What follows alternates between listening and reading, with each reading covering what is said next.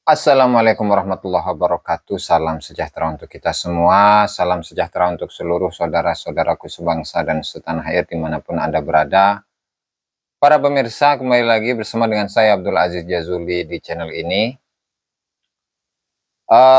Ada satu tema yang cukup menarik untuk dibahas, cukup menarik untuk didiskusikan, dan saya dengan beberapa teman-teman, misalkan seperti Gus Alkemi, Abdurrahman Halim, ataupun Bang Faku ataupun yang lainnya, di mana mereka ini tertarik untuk mengaitkan Ubaidillah yang merupakan leluhur dari Ba'lawi dikaitkan dengan sesosok tokoh yang bernama Ubaidillah Al-Mahdi atau dengan nama lain Maimun Al-Qaddah.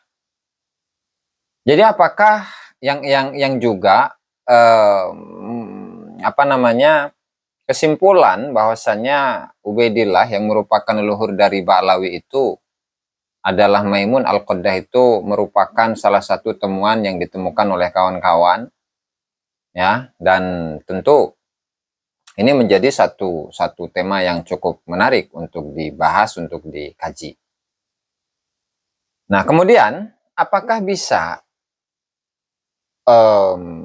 kita kaitkan bahwasanya Ubaidillah yang merupakan leluhur dari kaum Ba'lawi itu yang dimaksud adalah Maimun Al-Qaddah atau Ubaidillah Al-Mahdi yang memiliki sebuah dinasti, dan tentu dinasti ini memiliki peradaban yang sangat tinggi, bahkan untuk Universitas Al-Azhar itu sekalipun itu didirikan oleh dinasti ini. Tentu melihat bagaimana pro dan kontra di antara para ulama, di antara para sejarawan mengenai ketersambungan Ubaidillah Al-Mahdi atau Maimun Al-Qaddah kepada Rasulullah Shallallahu Alaihi Wasallam itu cukup menjadi satu diskursus yang cukup ramai dikaji oleh para ulama.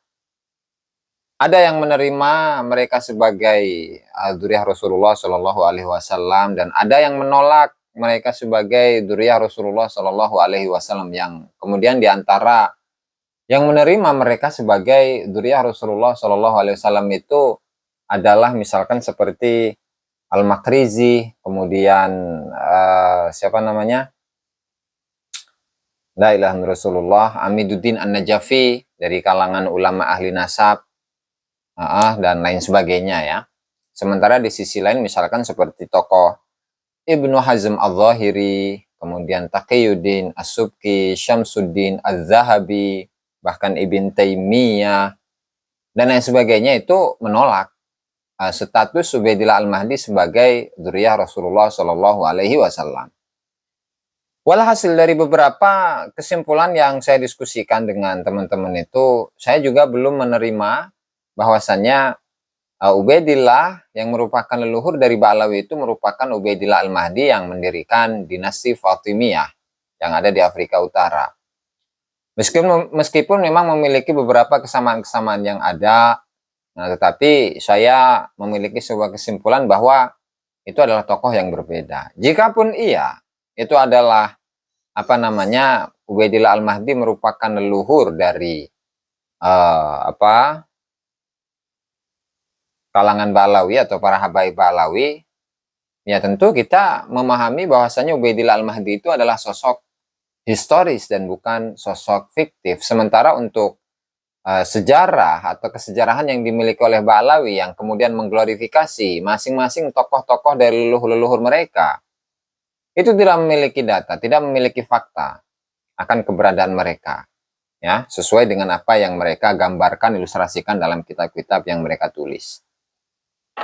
Itu kesimpulan saya setelah berdiskusi dengan beberapa kawan-kawan dan teman-teman itu, ya. Tetapi tetap kita sebagai orang yang mencintai pengetahuan, mencintai keilmuan, tentu kita cukup bergembira dengan dan mendukung tentunya, ya, dengan temuan-temuan yang ditemukan oleh kawan-kawan yang mengaitkan antara Ubaidillah Al-Mahdi dengan Maimun Al-Qaddah. Nah, mari langsung kita simak bagaimana statement yang disampaikan oleh Kiai Haji Imaduddin Usman Al-Bantani, pandangan beliau mengenai Maimun Al-Qaddah atau Ubaidillah Al-Mahdi, yang kemudian dikaitkan sebagai leluhur dari kalangan Ba'alawi. Apakah beliau setuju atau tidak? Nah, mari kita simak bersama-sama bagaimana ulasan yang disampaikan oleh Kiai Haji Imaduddin Usman Al-Bantani dalam diskusi di Pada Suka TV bersama beberapa tokoh, misalkan seperti Kiai Haji Ubaidillah Tamamunji, kemudian ada juga Doktor siapa? Besari, saya jadi lupa. Nah, langsung saja kita simak ya. Silahkan. Itu juga diterangkan siapa sebenarnya Ubaidillah dan putra siapa. Kemarin saya wawancara dengan Kiai dari Madura, bahwa ada sebuah kitab yang ada nama Ubaidillah yang tersambung ke pendiri dinasti Fatimiyah, yaitu Ubaidah bin Ma'mun kalau tidak salah ya. Apakah di situ juga dibahas ini, Kiai? Tidak, saya tidak melihat ke situ. Itu penemuan khusus saudara-saudara saya dari Madura yang dibangun berdasarkan penemuan mereka ya. Tetapi saya sesuai dengan dari awal bahwa memang mereka ini nasabnya nasab cangkokan dari abad 9. Kalau Maimun Al-Qaddah itu terjadi perbedaan pendapat. Ubaid bin Maimun Al-Qaddah itu orang yang ada di masa lalu yang telah membangun peradaban di Mesir. Ya. Enak aja Balawi dikasih keturunan orang besar yang membangun peradaban Mesir, yang membangun Al-Azhar. Jadi dinasti Fatimiyah itu adalah dinasti yang membangun peradaban di Mesir, peradaban di Sudan, di Tunisia, di Maroko. Apabila penemuan saudara-saudara saya dari Madura itu benar, itu alangkah luar biasanya, walaupun terjadi perbedaan pendapat terkait dengan afiliasi ideologi yang berbeda.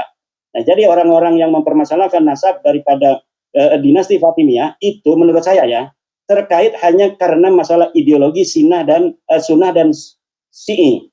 Jadi bukan terkait dengan esensi sebenarnya dari perdebatan nasab. Toh dari para kalangan sejarawan ini terjadi perbedaan pendapat sejak masa lalu. Seperti Al-Muqrizi, seorang sejarawan itu mensahihkan nasab Maimun Al-Qaddah. Kemudian Ibnu Khaldun, sejarawan yang sangat terkenal, juga itu mensahihkan nasab Maimun Al-Qaddah. Itu terjadi ikhtilaf. Jadi nasabnya dinasti Fatimiyah itu jatuhnya kepada nasab mukhtalafun fi, nasab yang ikhtilaf. Nah, tetapi nasabnya Ba'alawi ini sama sekali tidak masuk dalam kategori nasab yang mukhtalafun fi. Dia adalah jelas-jelas nasab maudhu'un, nasab yang palsu, dipalsukan, dan saya mengetahui wadi'u, orang yang memalsukannya, kapan dipalsukan, dicantolkan kepada siapa, dan kepada siapa sebelum orang yang dicantolkan terakhir ini Ba'alawi dicantolkan. Sebelumnya itu saya sudah dapat mengetahui. Ya, jadi saya menghargai dari kerja keras saudara-saudara saya dari Madura yang menemukan, menurut mereka Al-Janadi dalam As-Suluk itu telah memberikan kode rahasia bahwa sebenarnya Ba'alawi ini keturunan dari Maimun Al-Qaddah. Itu menurut teman-teman saudara saya dari Madura, tetapi saya belum melihat itu gitu. Oke. Nah, itu ya teman-teman statement yang disampaikan oleh Kiai Haji Imaduddin Usman Al-Bantani. Sehingga walhasil menurut pendapat beliau tadi yang disampaikan ya, bahwasannya memang Maimun Al-Qaddah atau Ubaidillah Al-Mahdi itu di kalangan para ulama, baik itu ulama ahli nasab atau ahli sejarah, itu masih menjadi pro kontra. Ada yang menerima nasabnya Ubaidillah Al-Mahdi atau Maimun Al-Qaddah sebagai nasab yang bersambung kepada Rasulullah Shallallahu Alaihi Wasallam dari kalangan para sejarawan yang diantaranya itu Ibnu Khaldun, ya, kemudian Al-Makrizi dan juga yang lainnya. Nah, sementara di sisi lain memang seperti Ibnu Hazm Al-Zahiri, As-Sam'ani, Tajuddin As-Subki, Ibnu Taimiyah, kemudian siapa lagi?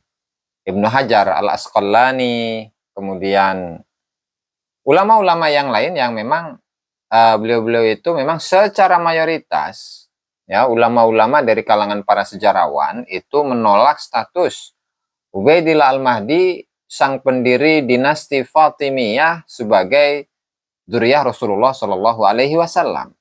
Nah, kemudian itu bisa ditelusuri dalam kitab-kitab dari tokoh-tokoh yang saya sebutkan tadi dalam referensi-referensi. Itu bisa dicari, misalkan kitab Ansab Quraisy, karya dari Ibnu Hazm Al-Zahiri, kemudian juga Tajuddin As-Subki dalam Tabaqat Fuqaha Syafi'iyah atau Tabaqatul Kubra, kemudian Syamsuddin Az-Zahabi dalam kitabnya Syiar A'lamin Nubala, kemudian Ibnu Taimiyah dalam Majmu' Fatawi, kemudian juga Imam Ibnu Hajar Al-Asqalani dalam beberapa kitab-kitab yang beliau miliki. Nah, artinya memang itu masih menjadi pro kontra di antara para ulama. Ya setidaknya ya nasab dari Ubaidillah Al-Maimun atau Ubaidillah Al-Mahdi atau Maimun Al-Qaddah itu masih menjadi sebuah nasab yang mukhtalafun fihi indal ulama bainal musbitin wa bainan nafin. Itu saja mungkin barangkali yang dapat saya sampaikan dalam kesempatan kali ini. Wallahul muwaffiq ila aqwamit thoriq. Assalamualaikum warahmatullahi wabarakatuh.